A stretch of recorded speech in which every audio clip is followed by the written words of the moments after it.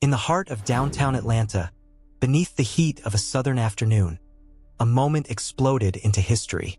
A powerful white lawyer, arrogant, untouchable, slapped a black teen in broad daylight. He thought it was just another kid, just another face to dismiss.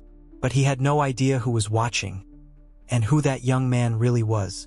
What happened next shook the courtroom, shattered reputations, and turned a single slap into a national outcry. This isn't just a story about violence. It's about power, identity, and the moment everything changed. It was a bright Wednesday afternoon in downtown Atlanta, the kind of day that shimmered with heat and tension. People bustled past the courthouse, taxis honked, and everything moved like clockwork. That's when it happened. A tall, sharply dressed white man with silver hair and a $1,000 Italian suit stood in front of a coffee shop, arguing with someone. But it wasn't another adult. It was a kid, a black teen, barely 17, thin frame, calm eyes, backpack slung over one shoulder. The boy stood his ground quietly. People passing by started to slow down. The man's voice grew louder. His name was Charles D. Whitmore, a high-powered defense attorney known across Georgia for shredding prosecutors and bullying witnesses. He wasn't used to being challenged, especially not by someone like this. The boy said something soft, too soft to hear. Whitmore's face turned red. His voice cracked. "You don't talk to me like that, you little punk." And then, without warning, he raised his hand and slapped the teen across the face. It echoed. A crisp, brutal crack in the middle of the city. Gasps followed. Someone dropped their phone. Someone else shouted, "Hey!" But the teen didn't flinch.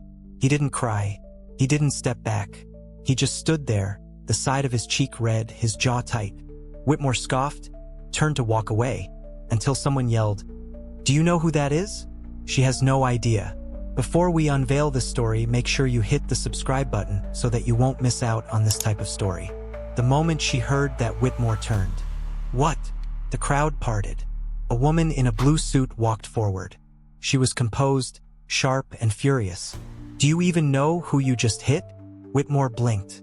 "Some disrespectful kid who—" "That kid is Jordan Elias King," the woman snapped.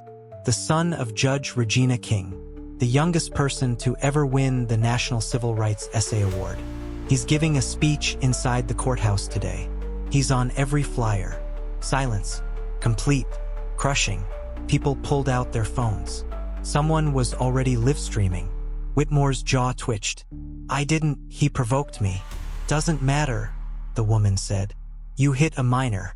In public. On camera. And not just any minor. Judge King's son. On the courthouse steps."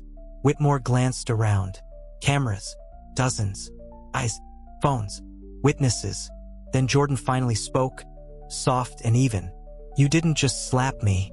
You slapped a story. And now I get to tell it." He walked past Whitmore, straight into the courthouse. The crowd followed. Whitmore stood there, rattled. For the first time in years, unsure. Inside, the courtroom was packed. Reporters, students, activists. Judge Regina King sat at the bench, regal and unreadable. She didn't look at Whitmore, not once. Her son stepped up to the podium, cleared his throat, and began.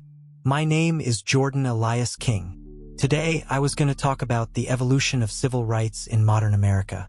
But something happened just now that reminded me why this conversation still matters. I was assaulted by a man with power, a man who thought my skin made me less. And yet, I stand here, unbroken." The room held its breath. He saw a teenager. I hope now he sees a voice. Because today, I won't just speak for me. I'll speak for every kid who's been disrespected, dismissed, or degraded because of how they look. Every teen told they were too young to matter. Every young black person told to stay in their place. Well, I'm in my place, and I'm not going anywhere. The room erupted. Applause. Cheers. Standing ovation. Whitmore, watching from the back, looked smaller than ever. A police officer stepped up to him quietly. "We need you to come with us, sir." "For what?" "Assault on a minor. Multiple witnesses. Video footage. You know the drill." Handcuffs clicked. Flashbulbs popped. Headlines were already being written.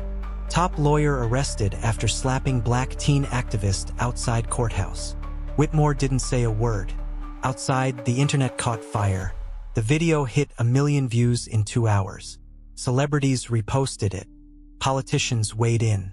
Jordan Elias King became a national name overnight. Interviews, scholarships, offers. But he didn't change. He still rode the bus. Still did his homework. Still held the door open for strangers. When asked how he stayed calm, he simply said, "I wasn't raised to match violence with violence. I was raised to make moments matter." Meanwhile, Whitmore faced a storm. His clients dropped him. His firm put him on leave. His face became a meme. When privilege meets consequences. But the real story wasn't about Whitmore. It was about the kid who took a slap and turned it into a microphone. The teen who didn't back down, who didn't scream, who let the world see that strength isn't in fists. It's in restraint. It's in poise. It's in knowing who you are, even when someone tries to strip that from you. Months later, Jordan stood again, this time at the Lincoln Memorial, speaking to thousands. "Let the world know," he said, "that we are not invisible, that respect is not optional, and that next time someone lifts their hand, they might just lift us higher." The crowd roared. Somewhere in the back, a quiet man watched. No cameras, no entourage, just a lesson learned too late. Because sometimes, the person you dismiss in public is the very person the world's been waiting to hear from. And sometimes a slap is more than a slap. It's a spotlight. And if you're not careful, it just might shine on everything you tried to hide.